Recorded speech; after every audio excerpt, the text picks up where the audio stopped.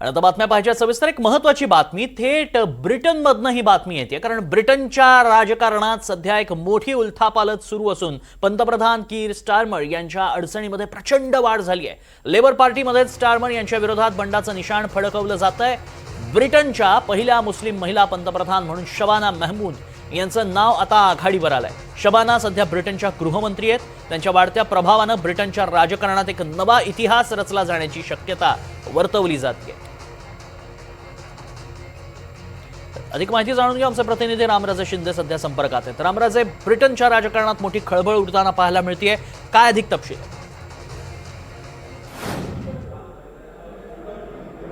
बिलकुल, एप्स्टीन फाईलची झळ जी आहे ती आता ब्रिटनच्या पंतप्रधानापर्यंत पोहोचलेली आहे आणि त्यामुळे त्यांच्या विरोधामध्ये जनक्षोभ तिथे जनक्षोभाला सामोरं जावं लागतंय आणि ही जी जनतेची नाराजी आहे त्यामुळे तिथं सत्ता बदल करण्याची आता वेळ आलेली आहे आणि म्हणूनच एक प्रॉमिनंट एक नाव आलेलं आहे। शबाना महमूद यांचं नाव आलेलं आहे।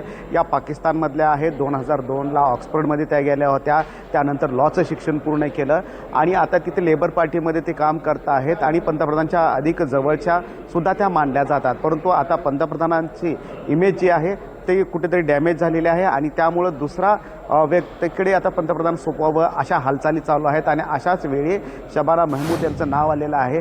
पीओके या भागामधल्या आहेत, म्हणजे की त्या पाकिस्तानमधल्या आहेत, परंतु त्यांचं शिक्षण आणि त्यांचं संपूर्ण राजकीय जीवन जे आहे ते ब्रिटनमध्ये झालेलं आहे, त्यामुळे त्यांचं नाव प्रॉमिनंटली पुढे आलेलं आहे।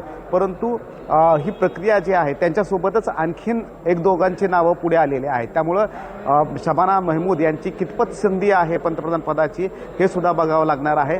परंतु तसं जर झालं तर त्याचा परिणाम भारतावर काय होईल हे सुद्धा बघावं लागणार आहे। ब्रिटन आणि भारताचे आताचे जे चांगले संबंध आहेत त्याच्यामध्ये पाकिस्तानचे व्यक्ती पंतप्रधान झाल्यामुळे काय फरक पडेल का हे सुद्धा बघावं लागणार आहे आणि त्याचबरोबर या ब्रिटनच्या पहिल्या मुस्लिम पंतप्रधान असतील, त्यामुळे यापूर्वी कोणताही मुस्लिम पंतप्रधान नव्हता आणि विशेष करून महिला नव्हती, म्हणून ही गोष्ट लक्षणीय आहे की जर अशा प्रकारे शबाना महमूद यांच्याकडे जर पंतप्रधान पद आलं तर मात्र भारतावर त्याचा काय परिणाम आणि भारतचे आणि ब्रिटनचे संबंध कसे राहणार।